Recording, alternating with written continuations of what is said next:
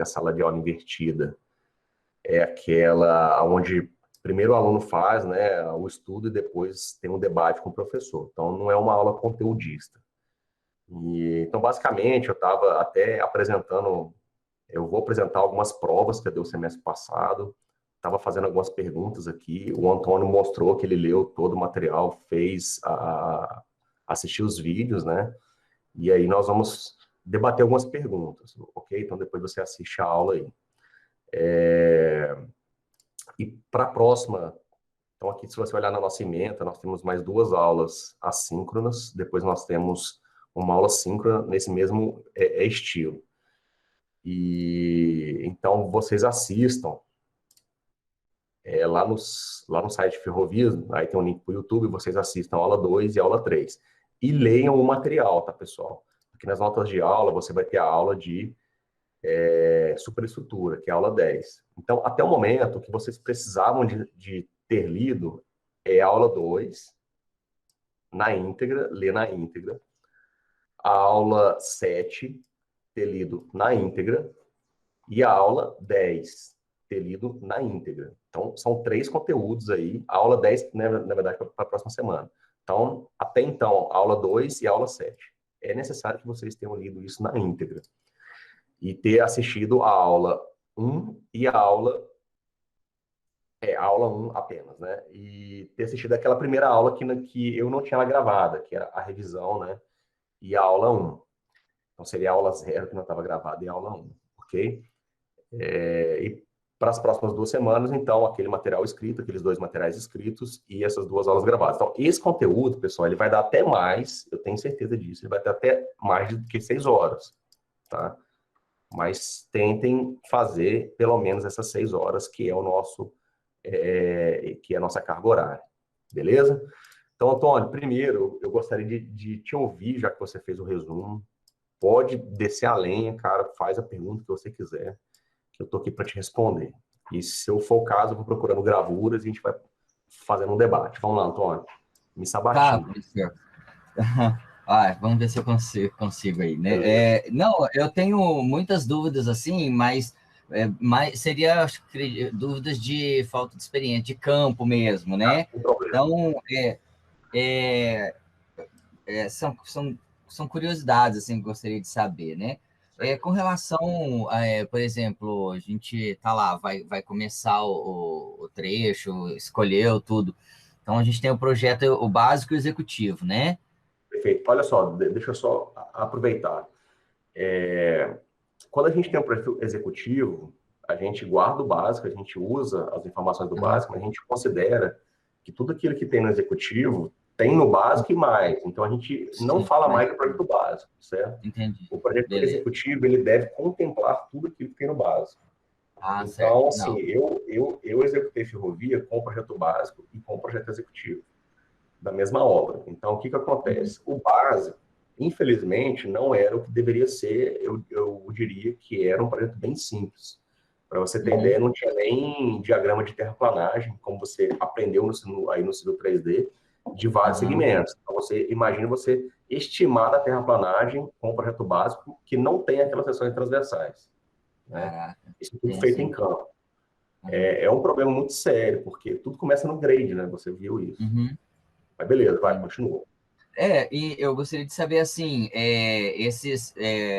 vamos considerar, então, que estejamos falando de projeto executivo, todos esses pontos notáveis aqui, na hora de você fazer a terraplanagem do seu grade, eu tenho dúvidas, assim,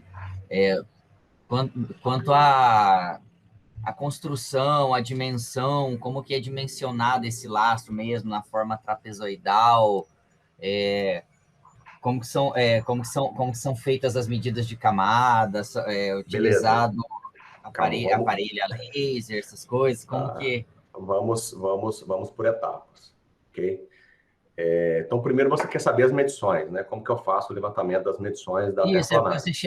você chega ali, vou dizer assim, né, a ideia que me passa pela cabeça, não tão assim, né, grosseiro, mas assim, Chega ali e tá com o terreno virgem, né? Exato, Tá com o exato. terreno... Você tem Então que vamos passar lá. o maquinário ali, o Isso, que tanto que você vai raspar da superfície para perfeito. começar a contar a terraplenagem de grade, essas coisas. Tá, perfeito. Antes de mais nada, eu gostaria que você, depois, tá? Não precisa ver agora, você vai entrar aqui no site da Valec, Certo. www.valec.gov.br, que é gratuito, tá?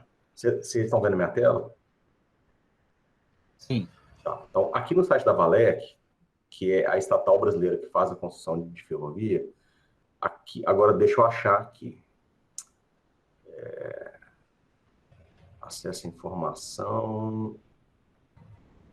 Tem as normas aqui, eu quero só achar as normas. Se vocês puderem me ajudar aí, deixa eu ver.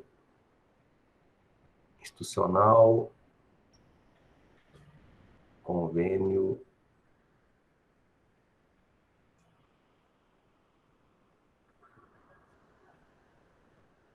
Aqui, ó, normas. Aqui no site da Valec, você vai entrar lá, Valec, governança, tá vendo? Aí tem aqui normas, beleza? Bem, eu vou entrar Certo. nesse link. Eu gostaria que vocês baixassem todas essas normas. Por exemplo, aqui está por grupos, né? Você vai ter aí, ó, normas de desenho tipo, operações ferroviárias, etc. Aí você vai ter... Ixi, o Antônio caiu. Professor, só perguntar, essas normas, elas é da Valec ou é de outra empresa? É da Valec. Desculpa, professor, eu caí aqui. Sem problema, Antônio. É da Valec, Jordânia. A Valec, então. A Valec é estatal, né? Então é uma empresa pública e ela fez as suas normas. Perfeito? Bem, aqui, Antônio, então repetindo. Você vai ver aqui em Valec, governança, normas, tudo bem? Aqui dentro dessas normas, você vai ter elas por grupos. Baixe todas, dê uma olhada. Mas você vai ter aqui, ó,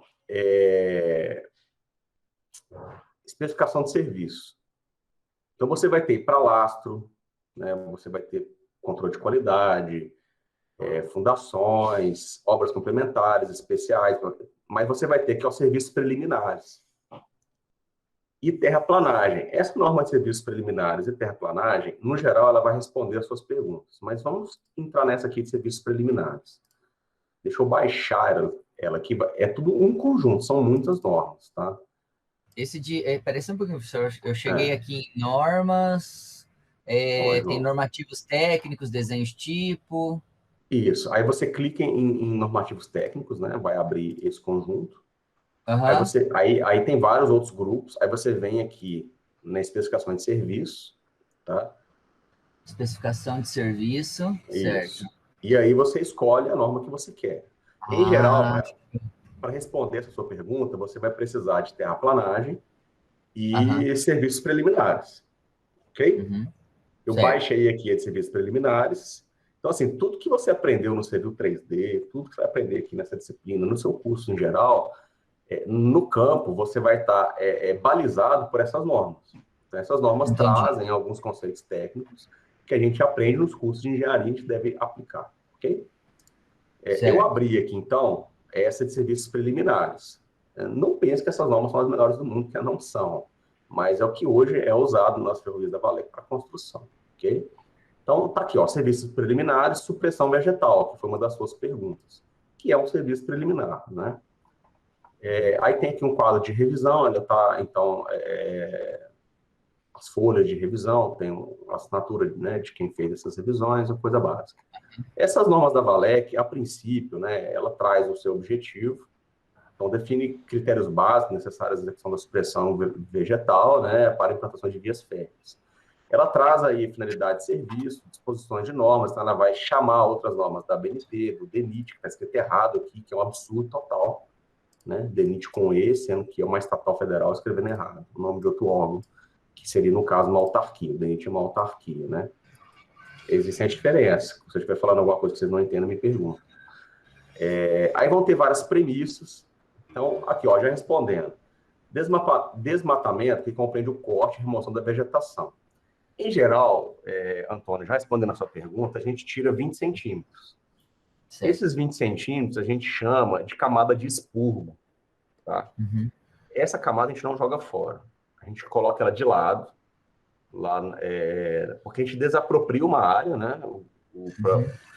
Para fazer a construção de uma ferrovia, a gente desapropria uma área, e essa área desapropriada, então, você geralmente, hoje em dia, né? Porque isso vem mudando, a gente tem a partir do eixo 40 metros para cada lado ou 20 metros para cada lado. Então, as ferrovias que tem passa numa região mais aberta, uma região mais agrícola, a gente desapropria 40 metros para cada lado, certo?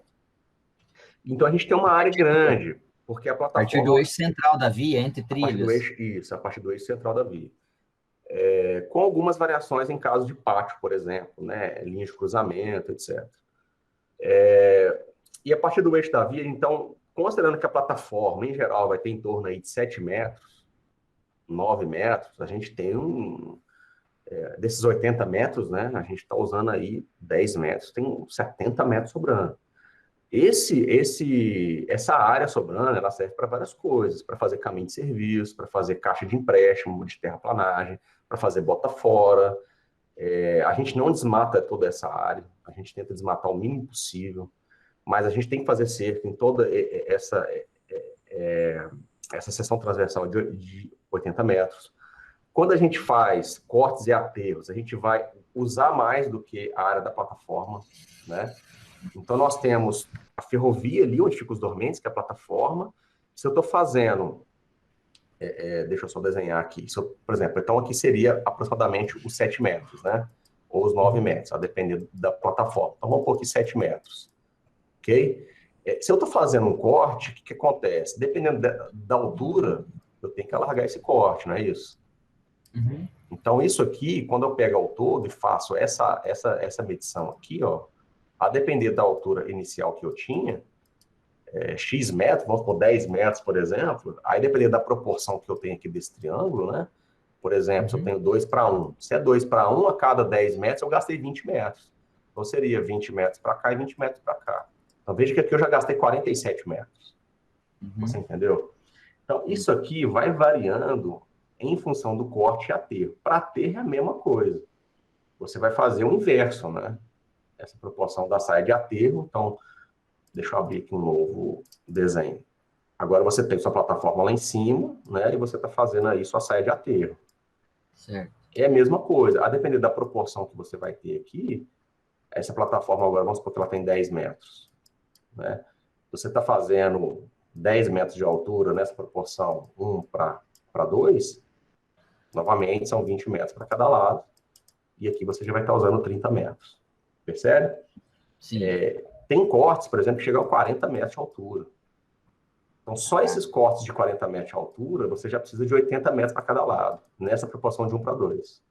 Então, só aqui você já tem 160 metros, mais 10, 170. Opa, mas a faixa de domínio não era 80 metros para cada lado? Aí você faz um alargamento da desapropriação. Existem casos que a gente desapropria 500 metros, para você ter ideia. Certo? É uma área bem significativa.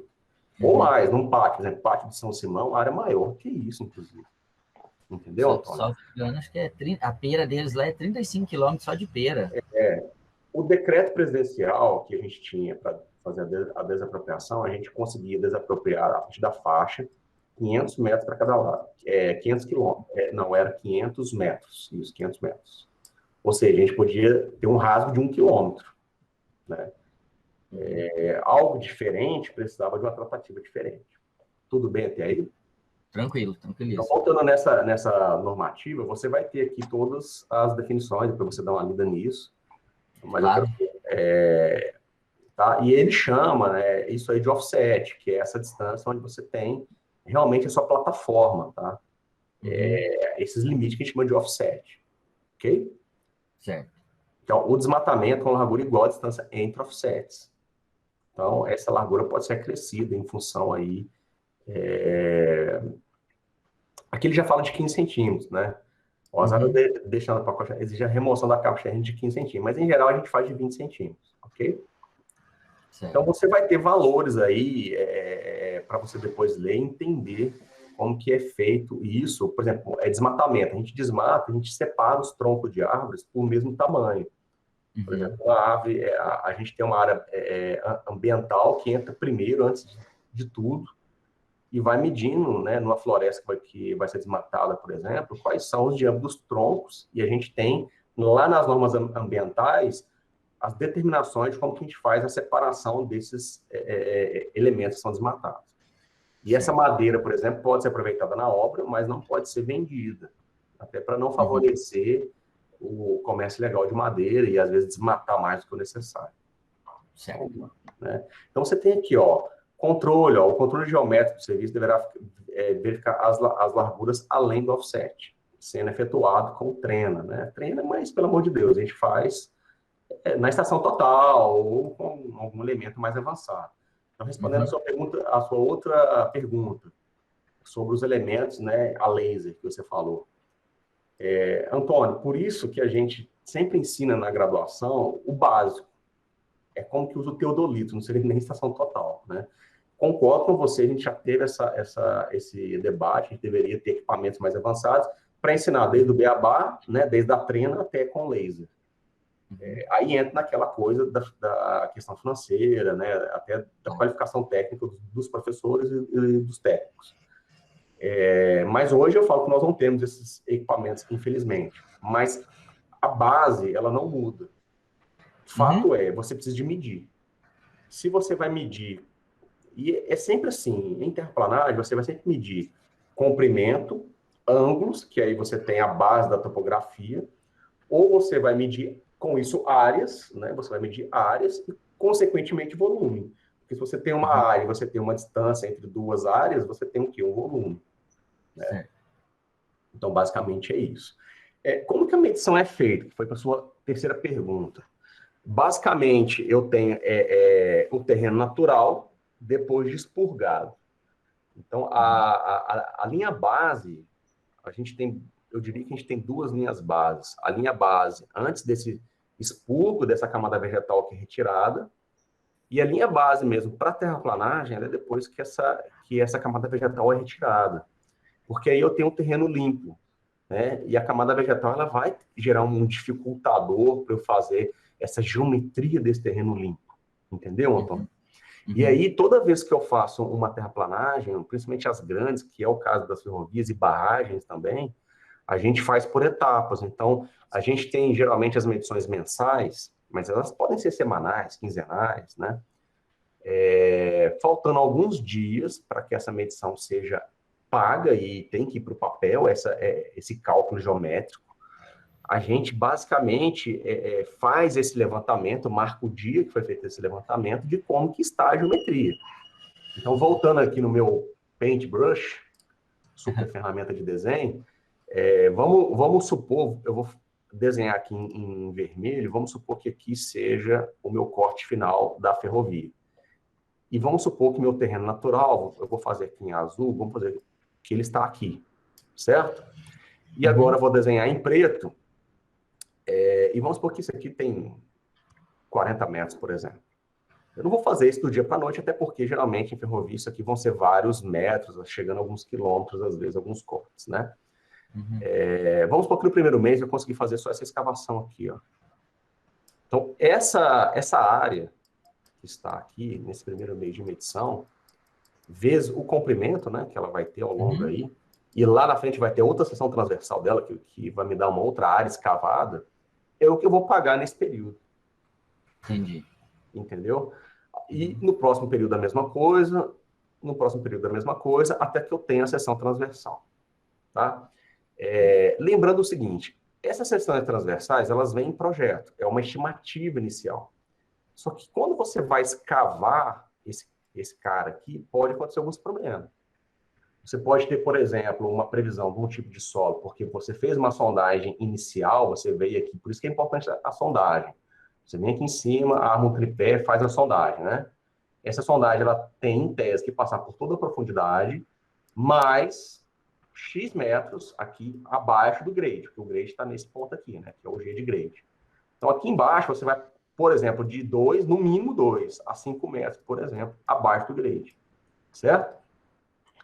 Nesse ponto, Antônio, porque a gente faz a sondagem para ver se vai ter algum material aqui que não estava previsto em projeto, ou até mesmo para estar fazendo o meu projeto, tá? Então, nesse ponto, eu vou caracterizar esse material, eu vou levar para o laboratório, eu vou tentar saber para cada camada, quando eu tiver um horizonte diferente, porque a gente vai fazendo a sondagem. Num boletim de sondagem, lá em geotecnia, vocês viram isso, né? Quando muda o horizonte de sondagem, eu tenho que mudar, né? Muda tudo do solo, muda a umidade, muda a densidade. Quando eu tiro esse solo, ele empola, ou seja, eu aumento o volume para fazer a movimentação de terra, eu tenho que saber esse empolamento. Então, tudo isso vai compor o meu projeto, entendeu, Antônio? Então, por isso que eu tenho que fazer isso antes do projeto. Então, se eu tenho um projeto mal feito, que isso não é feito, ou não é feito da forma adequada, isso vai impactar tudo. Tá? Então, aí, qual que é a ferramenta que eu vou usar para fazer essas áreas? Que essa área de cima eu vou chamar de área 1, aqui embaixo de área 2, aqui de área 3, aqui de área 4. Vamos supor que eu gastei 4 meses para estar fazendo isso. Então, seriam 4 medições diferentes, né? Então, tem essa área total que era previsto em projeto, na hora que eu estou executando, ela pode ser um pouco maior, ela pode ser aqui, por exemplo. Certo? Então, eu tenho aquilo que está em projeto e eu tenho aquilo que é o real executado. Tá? A rigor, nunca, jamais, o projeto executivo ele fica igual ao projeto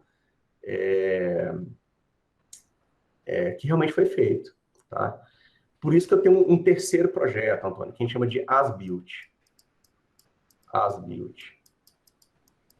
Como construído, né? Traduzindo para o inglês. Isso aqui é um B. As-Built.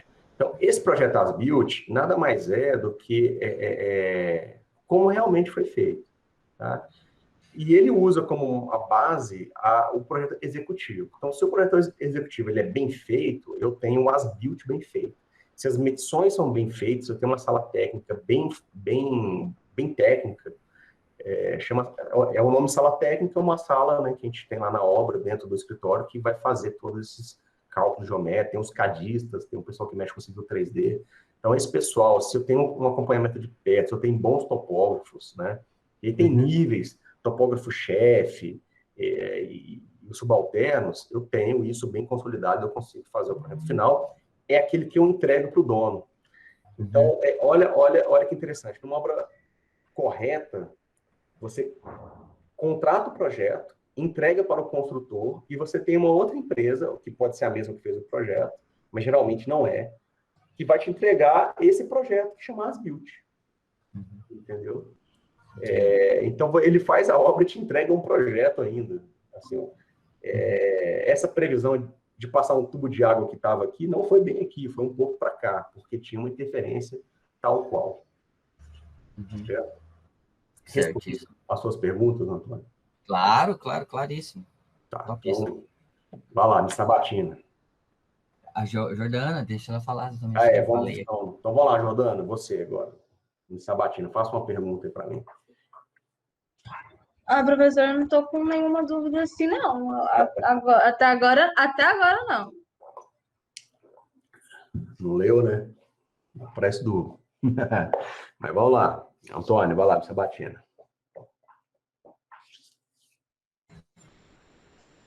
Só um momento, professor. Deixa eu olhar aqui as minhas anotações aqui.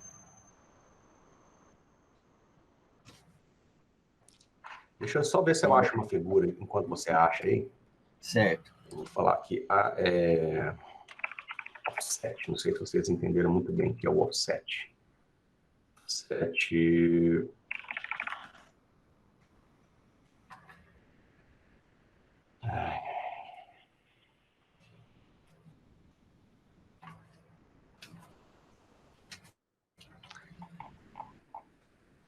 Deixa eu ver aqui, ó.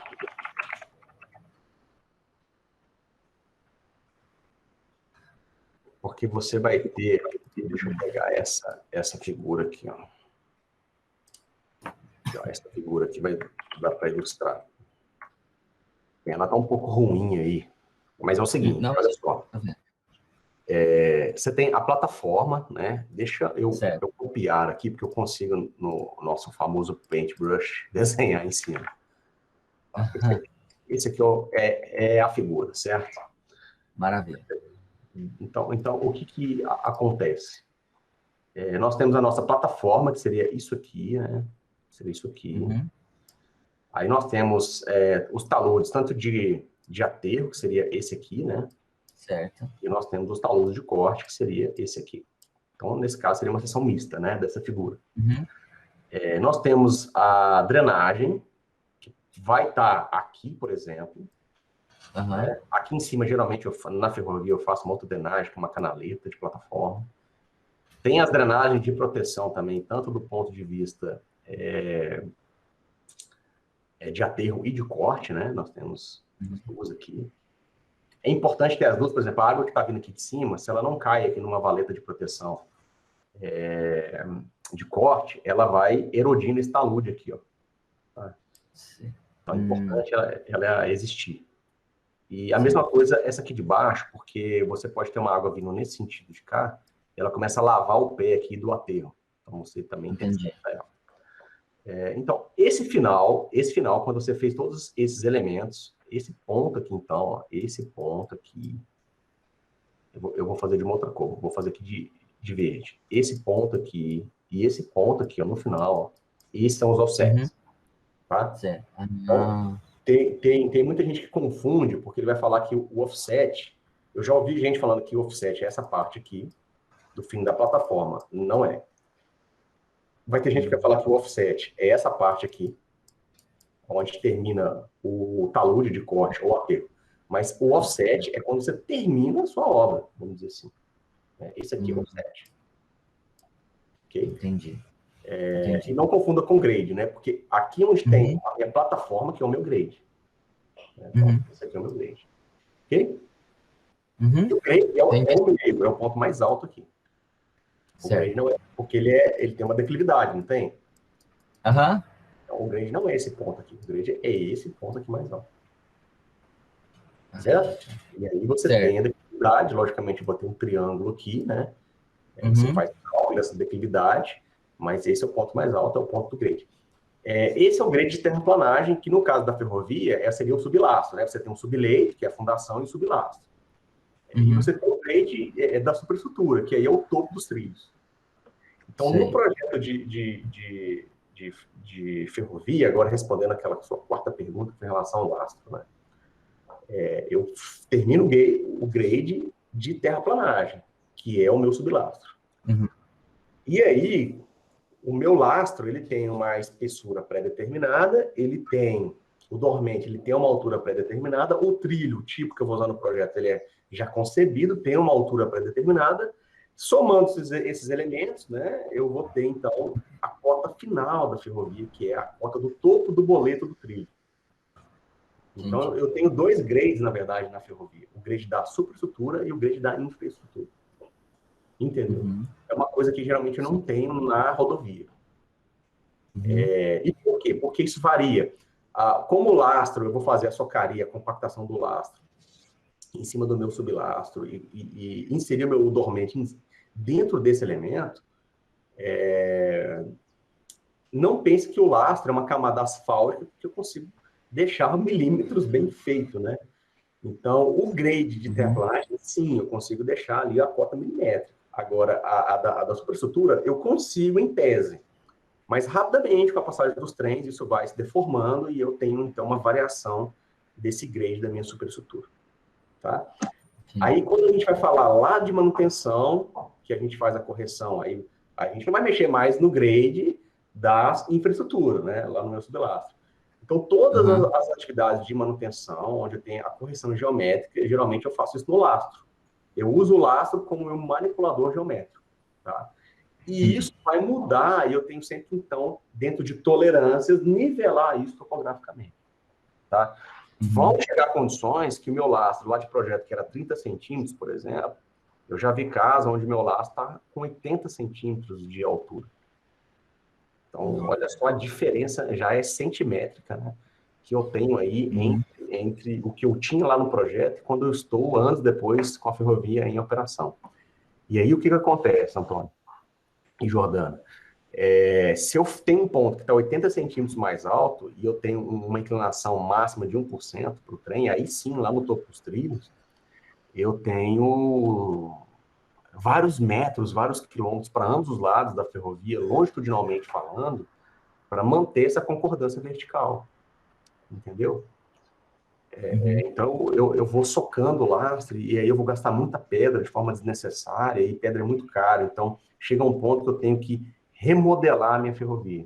Eu vou tirar tudo, vou tirar todo o lastre, vou reconstruir aquele segmento de novo e remodelar, fazer do zero aquele segmento aí do meu sublastro para cima.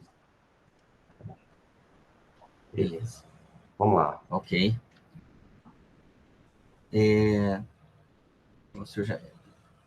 Assim, por exemplo, sobre dispositivos de drenagem, ali, quando a gente monta ali a saída de Talveg, geralmente tem aqueles tubos e tudo, usa-se gabião também, estruturas de gabião para montar dissipador de energia? Usa, deixa eu te mostrar foto real para você ver que isso aqui nós executamos lá na Ferrovia Norte-Sul. Não foi uma nem duas vezes, não. Vamos lá.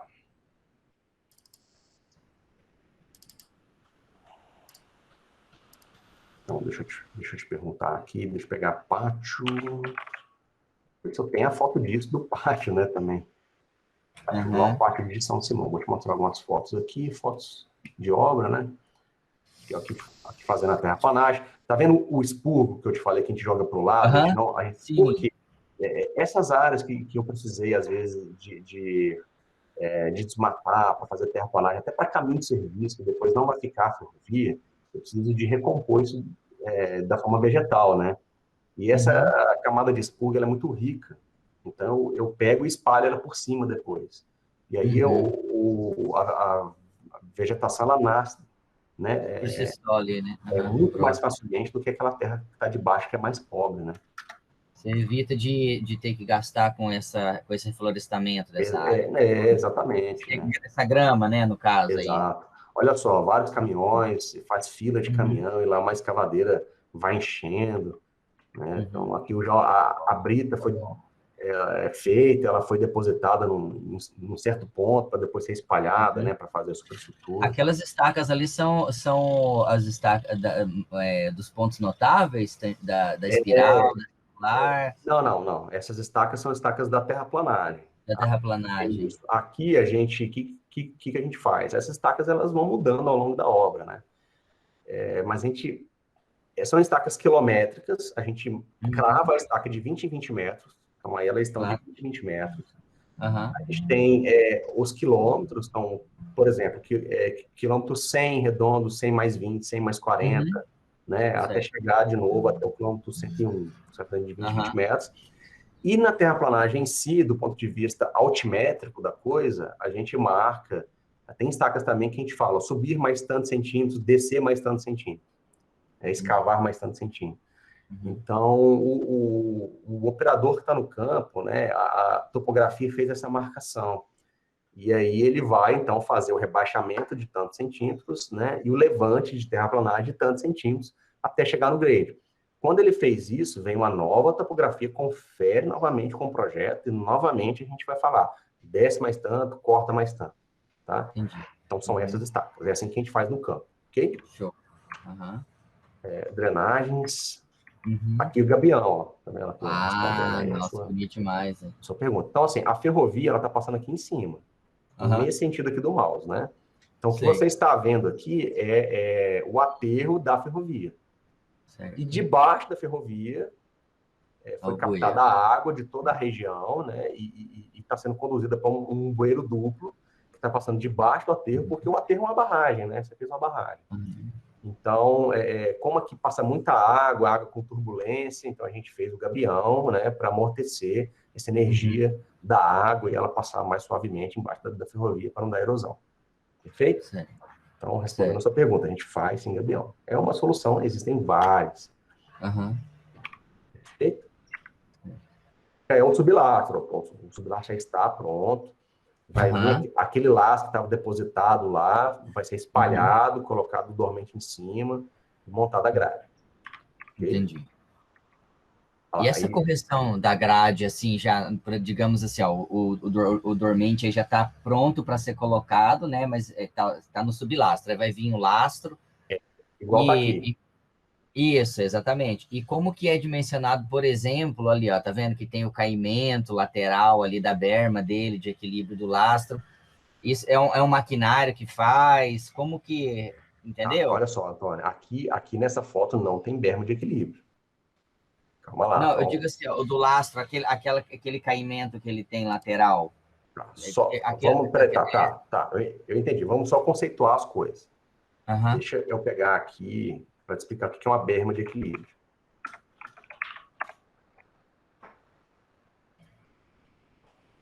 Isso aqui é uma berma de equilíbrio, ok? Então você aham, tem o aterro, tudo bem? ah, Então vamos aqui desenhar, aham, pegar aqui um novo para ficar bem conceituado. claro. Então, vamos supor que você tem que fazer um aterro. O aterro é muito alto, ele tem 50 metros de altura. Então você fez o aterro. Existe uma teoria geotécnica que fala o seguinte: esse solo, você já viu isso na sua vida real, né? Que isso aqui desmorona com o tempo, né? Sim. Pode desmoronar, na verdade.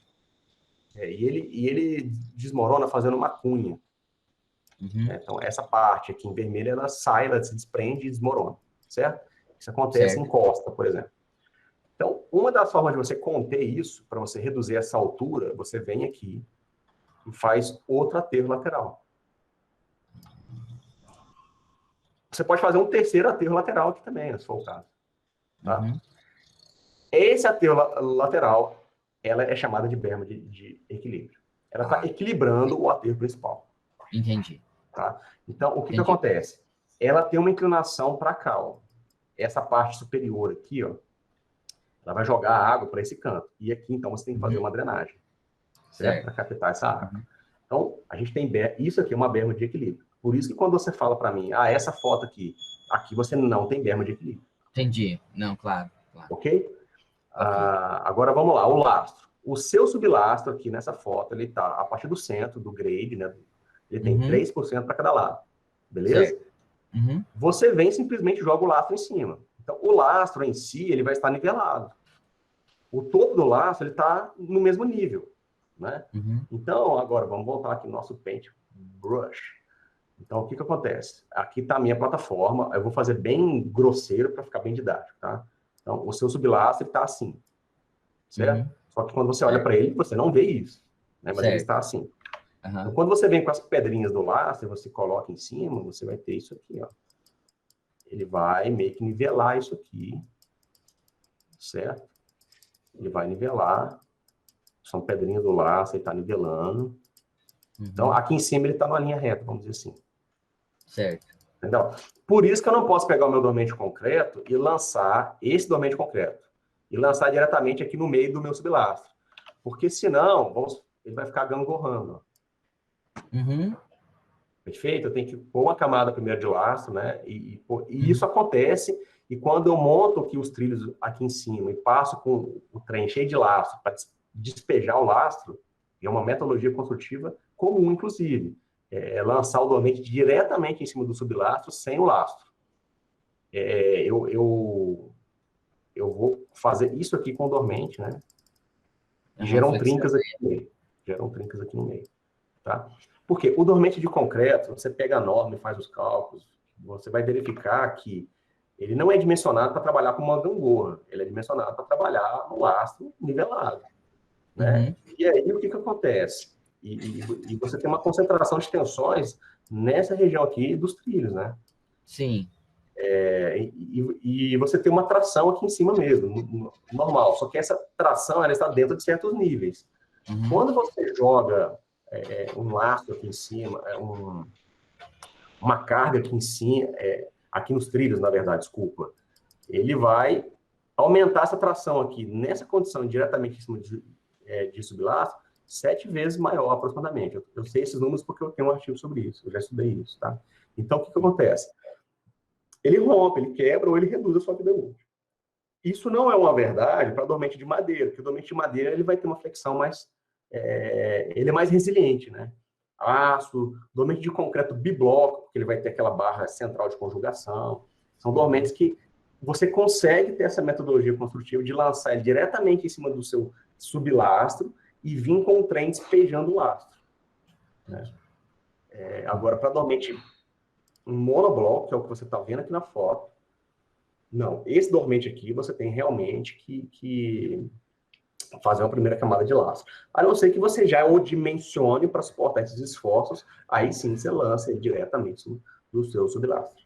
Ok? Ok. Vamos lá, pode perguntar mais. Com relação à colocação dos drenos, os drenos horizontais foram os que eu fiquei com mais dúvida. É perfurado o terreno daquele talude? Tem alguma broca que você perfura e coloca esse dreno, ou você coloca o dreno e depois até vem aterrando? Como que é feito? Tá, vamos só melhorar a sua pergunta. Você quer saber, aqui nessa foto tem um dreno. Isso. Assim, tem o dreno longitudinal, que ele está ao longo da via. Tem um dreno, não é DHP, é DLP. Dreno longitudinal profundo, né? É esse que você está vendo aqui, ó. Tá vendo essa brita que está aqui no meio? Foi feita uma vala aqui, ó. Foi feita uma vala e jogou-se brita. Então, aqui no meio, porque é um pátio ferroviário, são várias linhas. Então, aqui, ó, vão ser feitas mais 2 linhas, por exemplo. Esse pátio tem 5 vias. Tem uma canaleta aí, não é? Debaixo desses tem uma canaleta também. Então, mas aqui no meio, essa brita que você está vendo aqui no meio não é o lastro. Aqui é o lastro, aqui é o lastro. Aqui são 2 vias que estão construídas. Aqui no meio foi feita uma vala. Essa vala, então, tem esse colchão de brita e tem um tubo lá no meio, e aí eu tenho, então, esse dreno feito. Então, existem diversas maneiras de eu fazer dreno, Antônio. Aqueles de talude, professor, que os horizontais profundos. Ah, tá. Você quer saber o DHP, né? O DHP. O dreno horizontal profundo. Vamos pegar lá, como que ele é feito, né? DHP. Porque o material que é colocado lá, ele é um material, assim, de certa maneira, flexível, né? Dependendo do tamanho dele, que não dá para você, não sei como que é feito, mas chegar e enfiar ele na terra, assim, ele não entope. É tubo, olha só. Então, assim, você está vendo aqui na tela, né? Vamos entender primeiro aonde que eu faço esse tipo de dreno. Esse dreno, a gente não faz ele, em geral, eu desconheço que a gente faz ele, por exemplo, em aterro. A gente faz ele em corte. Certo. Então, vamos aqui para o nosso paintbrush. Então, eu tenho lá o meu terreno natural e vou vir aqui e fazer um corte na minha ferrovia. Meu grade está aqui embaixo, certo? Certo. Vamos supor que, dada a profundidade que eu fiz a escavação, eu tenho aqui água aflorando aqui no meu talude, porque eu tinha uma linha d'água. Essa linha d'água, essa água subterrânea, ela vinha, e geralmente ela vem caindo. Aqui embaixo eu tenho um rio, por exemplo. Né? Tem aqui um rio. Então, com gravidade, mesmo dentro da terra, a linha de fluxo ela vai lá para o rio. Ela vai percolando, né? Ela vai entrando. Beleza. Quando eu faço essa escavação, o que acontece? Eu interceptei essa água que estava percolando aqui. Isso é um problema. Porque esse talude que eu fiz aqui do lado esquerdo, né? Ele também vai tender a desmoronar. Ele tem que ter uma inclinação para ter uma estabilidade, né? E se eu tenho água, a água que está percolando, ela começa a minar aqui na parede, né? Ela vai reduzir a estabilidade. Veja, antes de eu continuar, que esse lado direito, eu tenho o lado direito e o lado esquerdo, né? Veja que esse lado direito, eu já interceptei. Então, eu não tenho a mesma quantidade de água nessa parede que eu tenho, que eu tinha antes, né? Sim. Eu interceptei, eu fiz um buraco aqui. Então, o que acontece? Quase sempre, eu fazendo uma escavação onde eu tenho água, desse lado esquerdo, nesse exemplo, eu vou precisar de fazer o dreno, do lado direito, não. Certo.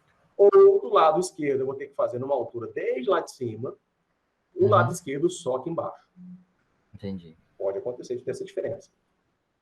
Bem, vamos entender. Eu vou fazer aqui em vermelho mesmo, para interceptar essa água que está aqui e aumentar a estabilidade desse talude. Né? E lembre-se que nem sempre que tem água eu preciso de fazer dreno, porque às vezes o solo é tão bom que mesmo com água ele está estável. Eu simplesmente venho aqui e faço os furos. Esses furos, geralmente, eles são inclinados para favorecer, por gravidade, a água escorrer, né? Eles ficam um pouquinho para fora aqui, coloco tubos. Certo? Certo. Esses tubos, então, eles são o que a gente chama de DHT. Dreno horizontal, porque, né, não está longitudinal, profundo. Tudo bem? Esses drenos, então, têm a função de pegar essa água aqui. Mas vamos entender uma coisa. Essa água, ela não está passando apenas nesse sentido que eu fiz aqui em azul. As linhas de fluxo, elas também passam por baixo aqui, ó. Tudo bem? Sei. Para captar. E essas águas, elas afloram também no sentido vertical. E mina a água aqui embaixo no meu grade. E eu não quero fazer o meu grade todo encharcado, certo? Certo. Existem várias outras soluções que eu faço aqui de drenagem. Uma delas é um colchão drenante, onde eu vou escavar aproximadamente 50 centímetros aqui para baixo, certo? E vou encher de pedra. A água que percolar vai encontrar essa pedra, que é um material poroso, e vai caminhar por dentro dessa pedra até um caminho adequado. Tudo bem? Entendi. Mas esse dreno é muito caro, porque uma extensão de quilômetros fazendo por dentro um preço absurdo, chega a milhões de reais, milhões. Esse colchão drenante, né? É. E ele é direcionado para uma região de Talveg. A ideia é direcionar. Exato, isso. Mas como ele é muito caro, nessa situação, geralmente resolve o que a gente chama de DLP, que é o dreno longitudinal profundo. O que é o DLP? O DLP eu faço valas adjacente, geralmente aqui na borda da plataforma, né? Pode ser o caso de eu fazer mais, mas geralmente são só duas, uma de cada lado, porque ela vai captar essa linha de fluxo que está vindo. Ó. Essa linha de fluxo, ela está vindo, ela já é captada, interceptada por essas valas. Né? Essa água, então, vai cair nessa vala. O que tem dentro dessa vala? Eu tenho brita, porque é um material poroso, areia grossa, que é um material poroso, e eu tenho tubos. Esses tubos, então, eles são todos tubos perfurados, né? Tubos perfurados, envoltos em areia ou brita. Essa água que adentrar, então, nesse dreno, que é essa vala cheia de brita, vai entrar nesse tubo e, então, vai ser conduzido para a região mais baixa, para o Talveg, como você está falando. Certo? Certíssimo.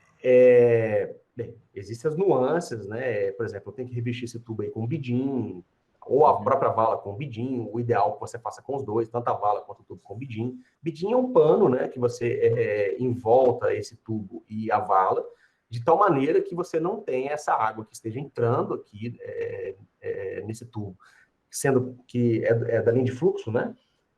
A depender do solo, ela traz solo muito fino. Esse solo muito fino, com o tempo, vai preenchendo os vazios desse dreno, dessa brita, e você colmata esse dreno, você fecha esse dreno, e você não consegue mais ter a água entrando, porque gera-se uma película de argila muito fina. Né? Então, para você evitar que você perca o seu dreno, você coloca essa manta, e essa manta, então, ela vai deixar passar a água, mas não passa o solo. Entendi. É isso. Bem, vamos lá para o tubo. Agora vamos voltar aqui, que eu ainda não terminei de responder a sua pergunta. Vamos aqui no tubo.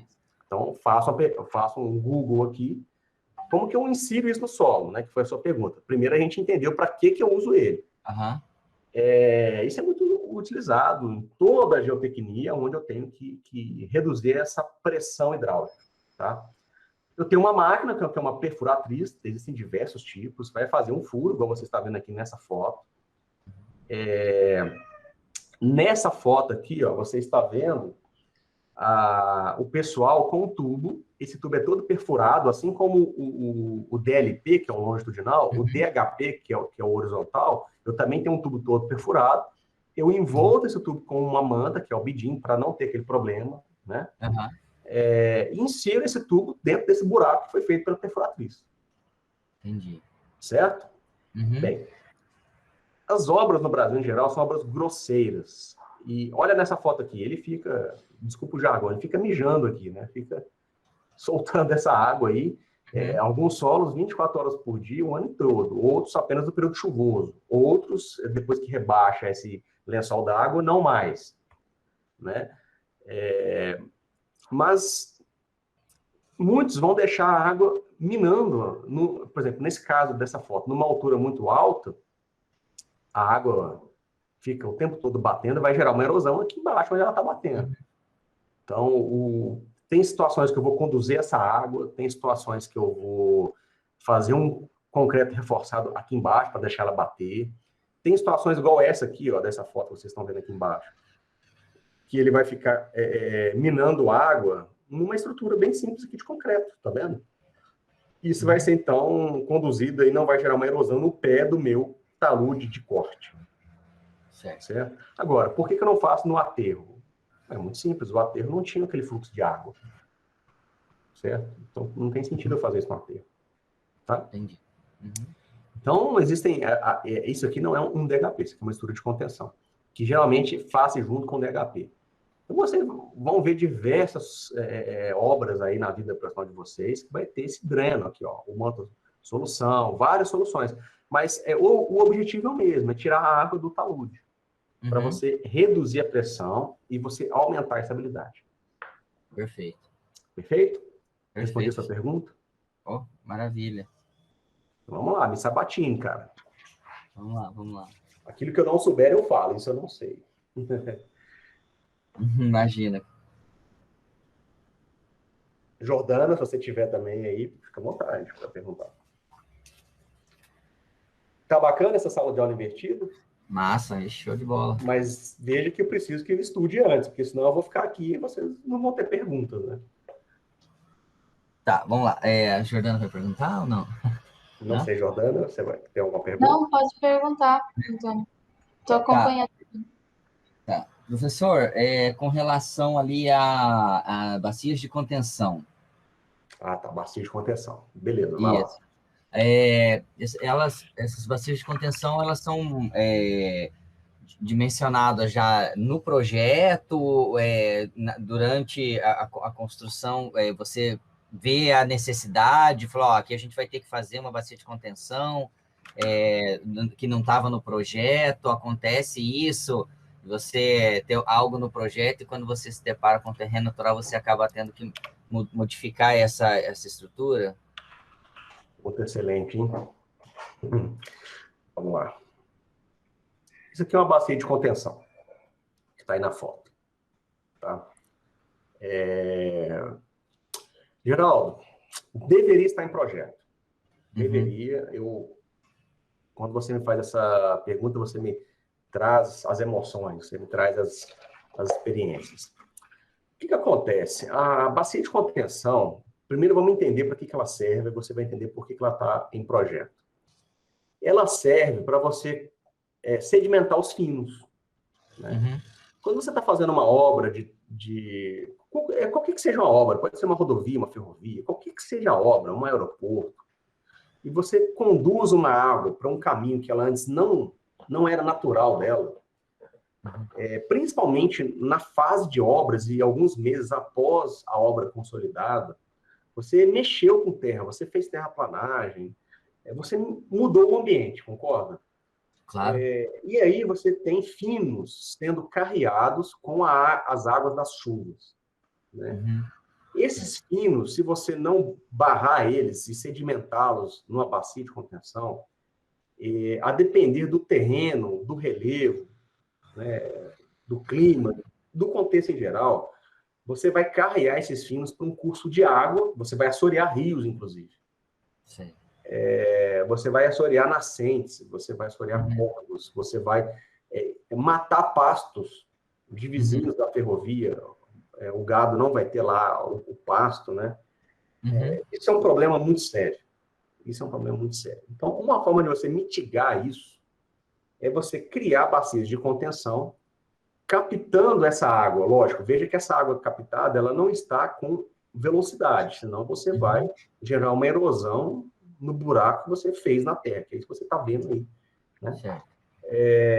Então, o que acontece? Depois que você geralmente, eu aconselho, principalmente em bueiros, onde a gente tem a água perene, onde a gente tem aí uma água sem velocidade, ou depois de uma água amortecida, a gente faça uma bacia de contenção.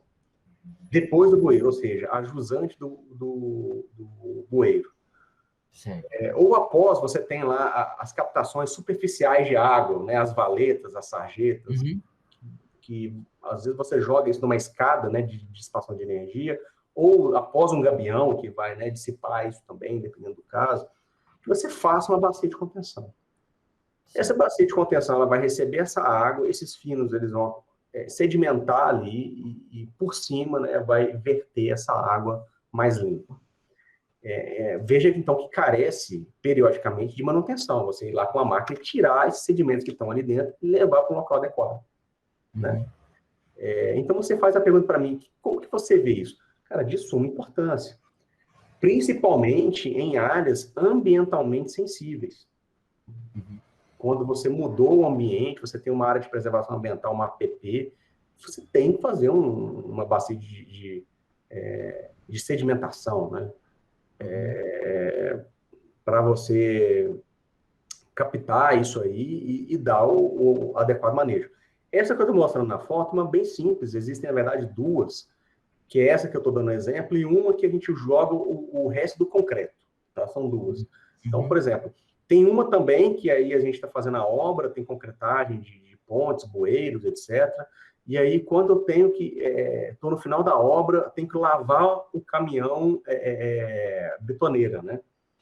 Para você... Igual uma betoneira, quando você faz uma maceira, você tem depois que lavar ela, senão ela vai criando aquela crosta, você perde o equipamento. Sim. Então, no final da obra, você lava esse caminhão betoneiro e você tem que jogar esse material, que tem um resto ali de cimento fora, que é um material industrializado, né? Você está no meio do nada, você está no mato. Você vai jogar isso na terra de qualquer maneira? Não, você faz também um buraco e ao longo da obra você tem esses pontos e aí você joga esse material dentro desse buraco para você aterra. Aquilo com o tempo vira um concretão ali, vira, né? Vira um blocão de concreto muito fraco, por sinal, porque você é só para lavar. Mas isso não gera grandes contaminações no solo, não. Até porque a gente faz bloco de fundação diretamente em contato com o solo, né? E isso aí não contamina o solo. Ok? Perfeito? Deixa eu ver se eu acho uma foto aqui, que eu devo ter em algum lugar. Caramba, deixa eu ver se eu... Aqui, ó. Aqui veja que está com erosões já, né? Não tem as drenagens, olha como que gera erosões. A obra parou. Não fez as drenagens. E aqui veja como que a água está florando de baixo para cima. É uma região, essa região foi uma região bem complicada. Deixa eu ver se eu acho uma bacia de contenção, que ela é a mais didática. Nessa região aqui. Aqui nessa região a gente teve tudo. Teve DHP, tá vendo? Água de baixo para cima, do lado. Olha o tanto que a água minava, né? Caraca, tanto de água. É muita água. Aqui eu chamava isso aqui de pesca e pague, daí para criar peixe. Aí, mas é uma região bem complexa, um tanto de água, isso gera erosões. Então, ela minava a água, assim, ó. Gera verdadeiras erosões, olha essa erosão. Não. A placa, né? Então, você vê lá, estaca 400, o quilômetro 420 mais 800. Feita, olha lá, essa aqui é a execução do DLP, né? Dreno longitudinal profundo. Então, veja que tem o tubo todo corrugado dentro do colchão de brita, o bidinho, ó, que é o pano, para você não comatar o dreno. Tá vendo? Então, olha a movimentação de terra, né? Uma região bem encharcada, uma obra bem difícil de executar. Teve que usar essa contenção, porque tem que ter o operador trabalhando dentro dessa vala, essa terra poderia desmoronar e soterrar ele. Então, uma coisa diferente. Aqui sim uma berma de equilíbrio. Então, você tinha um corte bem alto, então foi feito, né? Essa região que tem essa sarjeta que vocês estão vendo aqui, ó, o pessoal trabalhando, é no topo de uma berma. Então, por isso que eu falei que a declividade vem, né, para essa região aqui da berma, você conduz essa água. Ó, a berma é tão larga que você tem um trator, vamos dizer assim, andando, né? Uma retroescavadeira andando aí em cima. Tá? Então fica cheio d'água, você tem que conduzir essa água para o local adequado. Olha lá, então a água fica o tempo todo minando lá. Olha como que o talude fica bem Bem úmido molhado, embaixo. né? Então você tem que tirar essa água e você percebe que já teve algumas erosões aqui, né? Ele não está bem taludado, né? Reformou ele, né? E aqui é o talveg, ó. Veja que aquela água foi conduzida, está saindo aqui na região adequada. Está saindo numa APP, inclusive, né? Olha lá o fluxo saindo, tá vendo? Então ele vem sendo captado lá de trás, bidim para proteger esse dreno, ele sendo desaguado. Olha que água saindo de dentro dele. Saindo na região adequada, né? E aí a gente vem, faz a proteção vegetal lá do seu talude. Olha lá. Porque depois brota, né? Brota grama e fica bonito e tal. Mas tem toda uma engenharia lá. A grama começa a nascer. Tem toda uma engenharia por trás disso aí. Olha a água correndo já superficialmente. Essa água é água que está saindo. A lâmina d'água aí é alta, hein? A lâmina d'água aí é alta, cara. Não, aqui já é concreto. Então, não, eu digo assim, aí não é água correndo aí? Mas essa água que você está vendo aqui de cima, esse corte tem vários quilômetros, né? São DHPs aos pouquinhos, um atrás do outro, jogando a água, cada um com o seu volume de água. Somando, você tem praticamente um rio superficial aqui, ó. Com algumas erosões. Aqui, outra saída de DLP, ó. Outro ponto adequado. Veja que nessa saída a gente coloca pedra para amortecer essa água, né? Quando você não tem, ó, isso aqui é no topo, né, do corte, quando a drenagem de topo não foi feita, olha a erosão que gera. Por isso que eu falei, você tem que fazer a drenagem lá no topo. Aqui, ó, o DHP soltando a água, tá vendo? Então, vai somando-se isso aí, com o tempo você tem. Essa água era 24 horas por dia, né? O pessoal já trabalhando.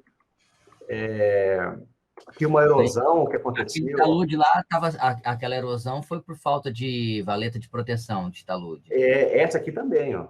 Aham. Você tem a erosão, você tem a secção total aí. Veja que o tipo da ruptura é em cunha, né? Se você fizer um corte transversal, você vai ver que a ruptura é em cunha. E aí você tem que voltar com o maquinário todo, refazer aquilo ali. Retaludar, e você vai ter um alargamento de corte. Uhum. Olha essa bacia que eu queria mostrar, ela é bem didática, né? Aqui, na verdade, é uma sequência de bacias, Antônio. Uhum. Então, a água, como era um volume de água muito grande, um solo complicado, que tende a ter erosões, a gente, então, tem uma sequência de bacias. A água, ela está vindo, onde está o mouse aqui, e vai desaguar lá nessa mata lá atrás, né? Certo. Então, ela passa por essa pedra, quando está no período chuvoso, imposta nessa bacia aqui, veja que tem água encostada, vai para outra, vai para outra, vai para outra, de tal maneira que quando chegar lá embaixo, nessa mata, eu não tenho fim. Porque é uma área de preservação ambiental, então eu não poderia matar essa área com sedimentos. Então, lá da ferrovia até lá embaixo na PP, eu tive que fazer esse tipo de solução. Interessante, hein? Tá. Então, veja que uma obra... era uma solução prevista em projeto ou acabou sendo... Boa pergunta. Essa solução no projeto básico não foi previsto. Ao longo da execução da obra, foi detectado esses problemas. Veio o executivo, não foi previsto. Mas aí o problema aumentou, o IBAMA foi, constatou, e aí a gente teve que fazer um adendo ao projeto executivo. Entendi. Certo? Em terra de terceiros. Gerou um litígio com o terceiro, e aí a gente teve que desapropriar o segmento da terra do terceiro para fazer a obra, da forma que deveria ser feita. Tá? Então, o terceiro estava dando dor de cabeça, aí falou, quer saber, cara, vamos desapropriar esse negócio aí, e a gente faz o que tem que ser feito. Entendeu? Então, ó, é um exemplo bem didático, né? Show. E esse bate-papo eu tô achando bem legal, Antônio. Pena que tem só 2 alunos aí. Vamos lá, me pergunte. Olha, professor, as que eu tinha mais, assim, seriam essas, assim, né? Depois as outras eu tenho mais com relação à geometria de via. Superestrutura, né? Seria para as próximas aulas. A parte de superestrutura seria para as próximas aulas, né? Tá. Eu tenho uma empresa aqui no Brasil que eu estou acompanhando eles no Instagram, não sei se você acompanha, que eles estão desenvolvendo maquinário, os caras estão rachando, meu. Estão vendendo maquinário até para o Japão de manutenção de via, chama Matiza Brasil. Exato. Então, Pessoal, cara, muito bom, você fica é acompanhando o matéria deles. é aquilo que eu estava falando lá no nosso projeto de pesquisa. Equipamentos de grande porte, no caso da Matisa, mas sensores, coisas pequenas que a gente conseguiria fazer com Arduino bem construído, falta demais para todo o âmbito ferroviário, a gente consegue ganhar muito dinheiro também. O problema é que a gente não tem tempo, não tem dinheiro, fica fazendo por menores, né? Infelizmente é do nosso trabalho, mas você é um cara que no futuro aí, com conhecimento aí de várias frentes que eu estou vendo, pode entrar nesse meandro aí, junto com parceria com outras pessoas, e tentar começar a desenvolver, entrar em contato com essas empresas ferroviárias e ser empreendedor. E você realmente, né, começar a ganhar dinheiro com isso. Que eu te garanto, se você der uma solução para alguns problemas ferroviários, o pessoal paga bem, fecha contratos realmente aí bem tentadores, viu? A ferrovia, ela demanda muito isso, porque você, não sei se você anda percebendo, a coisa é bem multidisciplinar, bem dinâmica. Total. Beleza? Beleza. Não tem mais pergunta, Jordano? Não, professor, eu estou tranquilo, assim, com relação a esse conteúdo, estou satisfeito. Tá. Deixa eu fazer algumas perguntas para vocês, então, para vocês refletirem, vamos debater isso aí. Essas 4, depois eu quero mostrar algumas provas que eu já apliquei, para vocês terem algumas noções, tá? Primeira pergunta, vamos lá, eu quero ver como vocês responderiam isso aí. Quais são as características técnicas desejáveis para o subleito? Agora eu estou perguntando para vocês. A gente tem que ter aí um índice Califórnia aí de 8%, uma expansão máxima. Calma lá. Boa resposta, mas vamos aprofundar isso. Por que 8%? Por que não 2%? Professor, porque sim, porque o índice Califórnia, por exemplo, que é o ensaio CBR ali, que você tem a penetração no solo. Se for uma penetração de 2, você tem um solo mole, né? Aí como que você vai ter um solo mais fofo? Mas aí eu vou te afirmar, se você pegar a especificação da Valec, lá de terraplanagem, ele vai falar que corpo de aterro, quando você está levantando o aterro, ele aceita 2 do CBR. Mesmo? Mesmo. E aí? Mas aí me apertou, professor, então. Porque... Deixa eu ver se eu acho aqui no próprio site da Valec. Vamos ver se eles mudaram isso. Ó, normas... É a NBR 9895. Ó, especificação de... eu tenho que achar aqui, tá? Mas vamos ver aqui, ó. Especificação de material.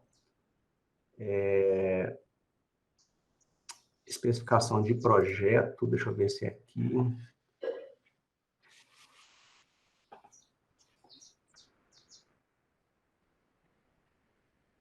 Aqui, ó. Aqui tem terraplanagem. Vamos ver se é nesse aqui, tá? Beleza.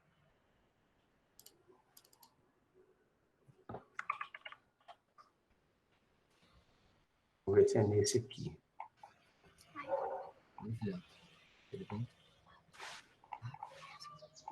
Veja que a pergunta não é tão...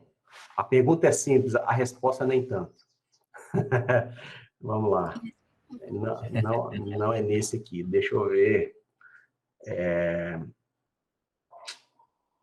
Especificação de serviço. Terraplanagem. Eu acho que é esse aqui que vai ter. Aqui vai ter várias, ó. Vamos pegar aqui, ó. Aterro.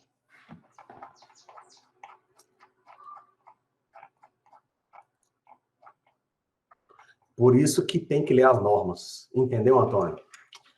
Entendi. Aqui, ó. Olha aqui como é que está na norma. Ó, solo a ser utilizado. Na execução do corpo de aterro, não será permitido solo que tenha o ISC menor que 2. Mas se for 3, vamos lá, que seja 3, já pode. Que a gente sabe que é baixo, né? Os seus 8% que você falou tá nos últimos 60 centímetros, ó. Camada final, os últimos 60 centímetros. E por que 60? Seria até uma outra pergunta. Por que 60 centímetros? Porque a gente faz essa última camada, 3 camadas de 20. Então, a gente garante 3 camadas de compactação com CBR acima de 8% e uma expansão menor que 2. Entendeu? Entendi. Vamos lá. Aí eu vou fazer a pergunta novamente. Por que... Vamos pôr ISC 3. Por que o ISC, que é o Índice de Suporte Califórnia, CBR, é a mesma coisa. Por que CBR3 no corpo de aterro, ou seja, o aterro está subindo, 40 metros de aterro. Os últimos 60 centímetros, maior do que 8%. Mas do zero até o 39,4 pode ser 3. E aí? Está colocada a pergunta. Por quê? É uma pergunta boa. É uma pergunta que daria para colocar no concurso para o professor. Oxe, professor, aí você está apertando a gente com É uma pergunta que daria para colocar no concurso, assim, uma pergunta fodida. Por que que pode ser 3? Eu posso, para vocês terem uma ideia, essa pergunta, eu poderia fazer uma redação e poderia escrever umas 5 páginas só para responder essa pergunta. Misericórdia. Professor, vai depender de tanta coisa. Por isso que eu tenho que discorrer. Agora, o você não tipo de precisa escrever. solo. Não, mas até que você seja técnico. Que é o tipo de solo, eu sei, Antônio. Aí você está pegando pesado. Não, vai depender da umidade desse solo, a densidade. Não. A umidade vai interferir, mas é o solo, esquece. O solo ele vai estar na umidade correta. Eu posso ter um solo na umidade correta que me dá um CBR de 3. Eu posso ter um solo na umidade correta que me dá um CBR de 80. Uhum. A umidade vai alterar o CBR, lógico. A gente já sabe disso. Agora, por que que ele aceita de 3 e por que que ele coloca 3? Por que que ele aceita 3? Professor, essa daí, como diz o Tamanduá, apertou sem abraçar, viu? Vamos lá. Explica aí, professor, que eu acho que eu não vou dar conta, não. Jordana? E aí, Jordana? Seria algo relacionado à compactação, alguma coisa do tipo? Não, né? Tem a ver, a gente poderia entrar nessa seara, mas pensem no ensaio CBR, gente. O que é um ensaio CBR? Como que eu chego nesses 3%?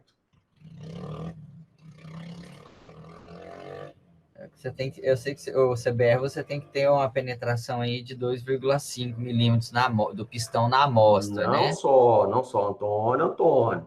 Pera lá, olha eu digo só. o seguinte, para 2%, tem vários índices, né? Aqui, ó, eu tenho anotado aqui, professor, aqui, ó. Tudo bem, mas olha que é uma questão extremamente prática, hein? É uma questão Isso aqui pode resultar em muito dinheiro jogado fora ou muito dinheiro aproveitado se eu tiver que mudar o solo. É uma questão extremamente prática. Ó, a resposta para começo de conversa está lá na aula de geotecnia. Deixa eu logar aqui.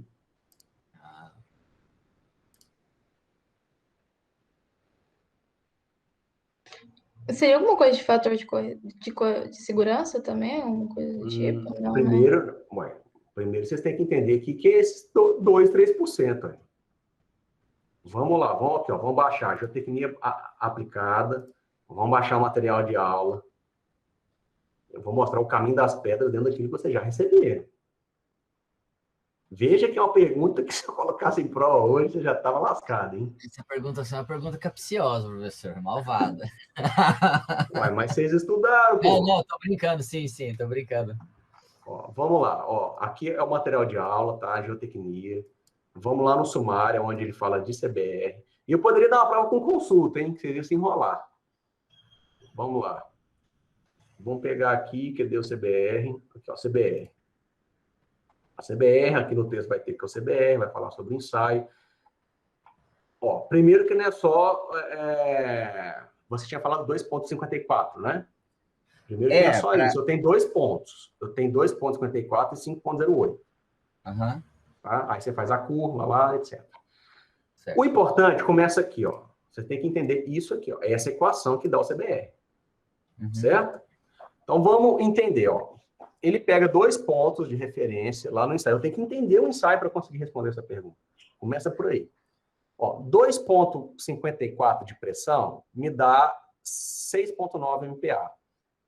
5,08 de penetração vai me dar 10,35 MPa. São valores de referência do ensaio que a gente chama de pressão padrão. Eu pego a pressão corrigida, que eu tenho aquele pistão adentrando no solo, como você estava falando, né? Eu vou medir pressão do meu ensaio e vou dividir pela padrão. O maior valor entre os dois, percentualmente, por isso que eu multiplico por 100, é o resultado do ensaio. Certo? Uhum. Vamos pegar aqui nosso paintbrush, para eu conseguir desenhar aqui. Vou pôr aqui do lado. Vocês estão vendo na minha tela, né? Uhum. Ó, eu vou pegar aqui, ó, 3%. 3%.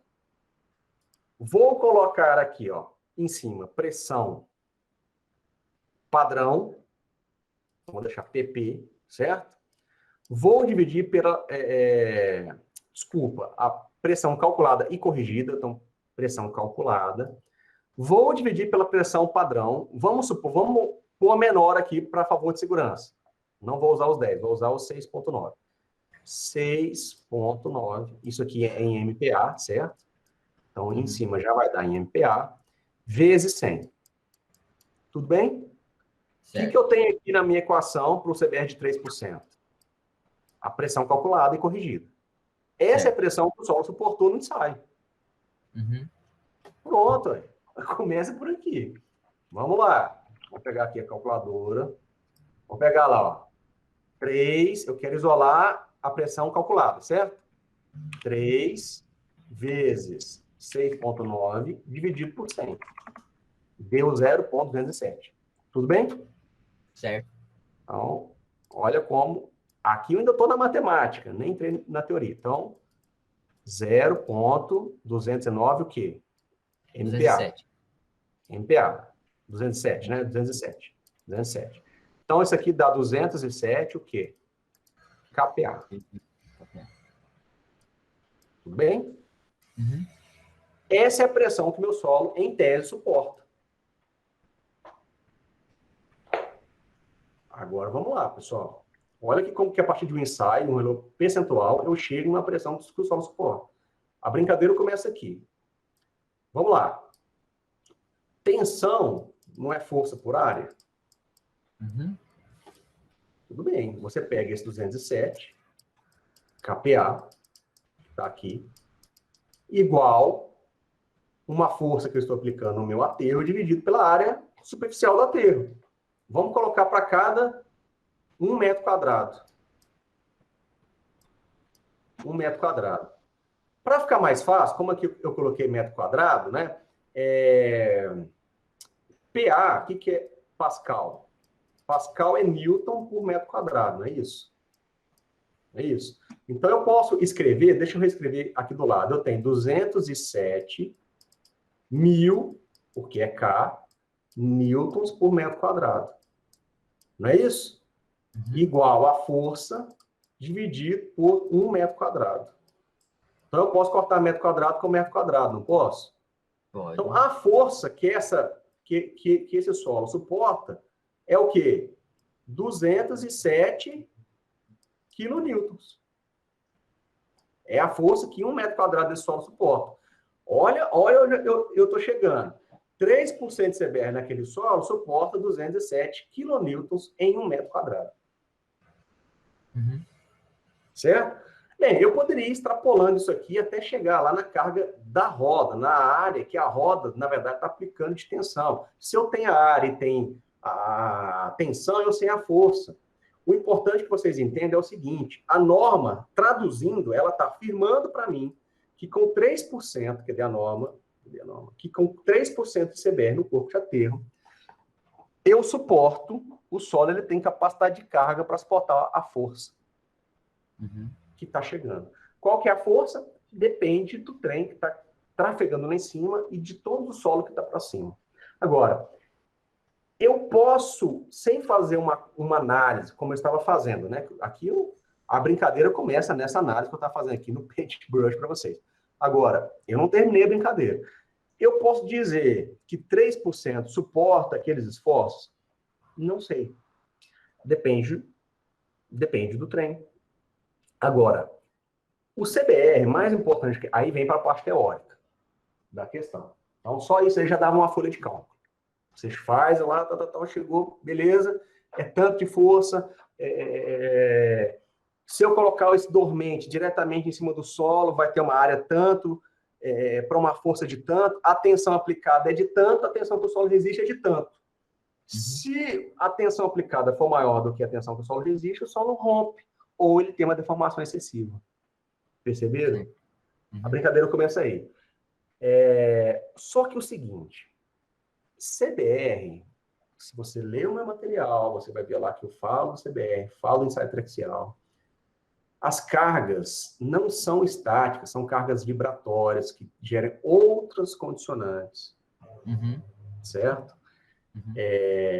O CBR, a rigor, pessoal, nada mais é do que uma tentativa, e é uma tentativa, como acabei de calcular com vocês, é uma tentativa que eu tenho um ensaio com carga que não é dinâmica, uma carga estática, para uma dada espessura de camada, que aquela camada vai suportar aquela tensão que está sendo aplicada. O que eu faço quando eu aumento o CBR, Antônio e Jordana? Quando eu aumento o CBR, eu estou nada mais, nada menos do que aumentando a tensão que o solo suporta. Diretamente proporcionais. Diretamente proporcional. Em geotecnia, geralmente a gente usa fator de segurança igual a 3. Eu pego esse valor aqui que ele resiste e ainda divido por 3. Certo? Vai dar aí aproximadamente 21 por 3, né? Vai dar 7, não é isso? Vai dar aproximadamente 70 kPa que esse solo suporta. Qual que é a tensão que está sendo aplicada? Essa é a pergunta que você tem que responder. Para você ter um fator de segurança de 3, se esse CBR está adequado ou não. Se para uma dada tensão, vamos supor que o solo ele suporta 70. Se eu estiver aplicando em algum ponto dele uma tensão superior a 70, esse ponto ele vai começar a romper, e esse ponto ele pode ter deformações excessivas que vão refletir lá no topo do solo. Tá? Agora, pior dos mundos. Essas normas da Valec, eu afirmo para vocês, são normas ultrapassadas e são normas que foram copiadas de normas rodoviárias. Vocês estavam falando lá da umidade, né? Lá na rodovia, por mais que eu tenha buraco às vezes, o asfalto esteja trincado, eu tenho uma certa impermeabilização que o asfalto me fornece. A ferrovia não, ele fica diretamente exposto à água da chuva, porque a água vai percolar ali no lastro, que é uma pedra britada, né? Ou seja, para essa condição de ferrovia, isso aqui tem uma influência da água muito maior. Olha para onde está indo a minha resposta, hein? Ou seja, eu poderia afirmar que isso aqui não é o valor, não vou falar do valor, não seria um ensaio por si só mais adequado para a condição ferroviária. Eu tenho que atrelar ao CBR outros ensaios que vão me garantir que esse tipo de solo ele não tem uma grande alteração frente à umidade. Então, se você voltar aqui no material de aula, se eu não me engano, eu coloquei em algum lugar que eu falo de solos lateríticos. Vou falar de CBR, vou falar de várias coisas. Aqui, ó, vou falar de classificação de solos. Em algum lugar que eu falo que é um tipo de classificação de solos que a gente não está usando hoje nos projetos no Brasil, deveria estar usando, essa tabela aqui, ó, está lá no material. Então, você vai pegar aqui, ó, CBR, que no caso é um mini CBR, certo? Vamos entender esse RIS aqui, ó. Está aqui no rodapé. O que é o RIS? Relação entre o mini CBR imerso e não imerso. Ou seja, hoje o ensaio de CBR que nós temos é com solo imerso, mas tem um CBR com solo não imerso em água. Ou seja, CI é com imersão em água, SI é sem imersão em água. E RIS é uma relação percentual. Perceba o seguinte, ó, sem imersão em água, com imersão em água. Olha os valores do CBR, que é um ensaio percentual. Sem imersão, 20%, com imersão, 19%. Reduziu apenas 1%. É um solo estável. Vamos pegar um solo aqui, ó, esse aqui, ó. Imerso em água, o solo. Sem imersão em água, o solo tem um CBR de 15. Imerso em água, o solo tem um CBR de 2. Uau! Uau! O que eu estou querendo dizer aqui, pessoal? O seu solo está lá.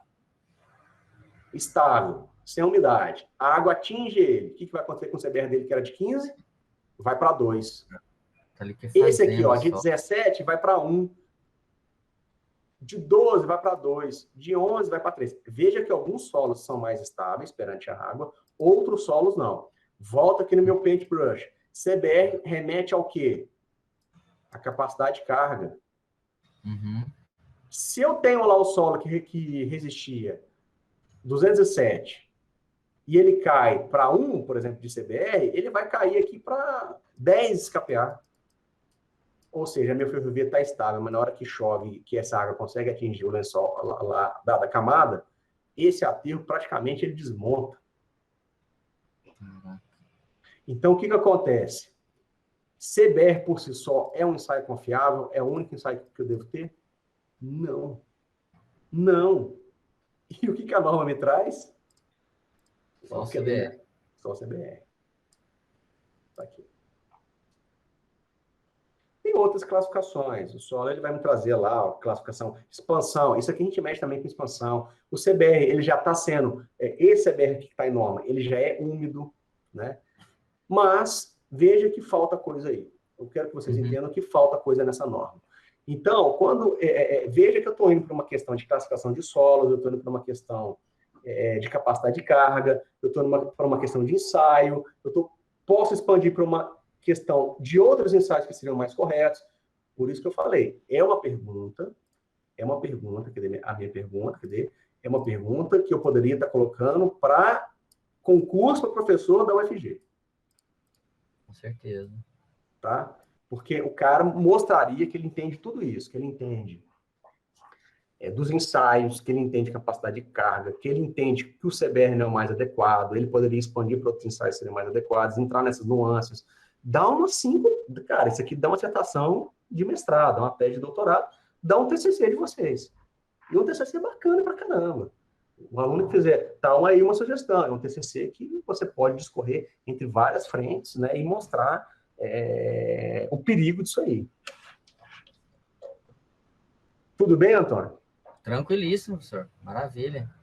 Aí fica a segunda pergunta. Quais são as características técnicas desejáveis para o sublastro? Veja que a pergunta ainda não foi respondida, porque você estava respondendo e você entrou no CBR, eu já te interrompi.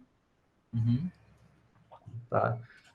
Aí, ó, quais são as características, pessoal? A expansão, a característica do CBR, do modo de resiliência que eu poderia estar falando. Agora, quais são os valores mais adequados? O que eu espero desses valores? Da granulometria desse material, né, do seu comportamento frente à água, ou seja, da expansão. Qual que é o grau de compactação que eu espero desse material? É 95% do próton normal? É 100% do próton normal? Então, tudo isso está embutido nessa pergunta. É uma pergunta complexa. Vocês não assustem, mas de engenharia é assim, tá? E aí, quando eu coloco uma pergunta dessa para vocês, o que eu espero de resposta é algo dentro do conhecimento de graduação, daquilo que eu coloquei de material para vocês. Perfeito? Tudo bem? Perfeito. Posso cobrar de vocês isso? Já deu o caminho das Oi? pedras? Posso, né? Eu não entendi a pergunta, professor. Posso cobrar de vocês isso? Sim, velho. Sim. Tá no material, vai cobrar, né? Então, beleza. Ó, para o sublastro ferroviário, na mesma linha, mas o que muda é a questão aí dos valores, né? Para o sublastro, a gente espera algo mais qualitativamente melhor, vamos dizer assim. Tá? Mais melhor, olha só. Então, algo melhor, tá? O CBR tende a ser maior, porque, por exemplo, na norma da Valec, o CBR dessa camada já vai estar de 20%. O que quer dizer 20%? É a capacidade de carga que eu espero dessa camada, né? E assim por diante. Uma granometria um pouco maior, né? O sublastro tem algumas nuances, pessoal. O sublastro, ele ainda, a gente quer uma camada de transição granulométrica. A gente quer uma granometria entre o subleito e o lastro. A gente quer criar um filtro para que os finos do subleito não atinjam o lastro. Então, essa camada tem nuances mais complexas e mais aprofundadas do que o subleito. Ok? Depois vocês dêem uma lida sobre isso. Lá no meu material de aula, quando eu for falar de sublastro, tem lá algumas considerações Leiam sobre isso. Vamos lá, 5 exemplos de obras que compõem a infraestrutura ferroviária.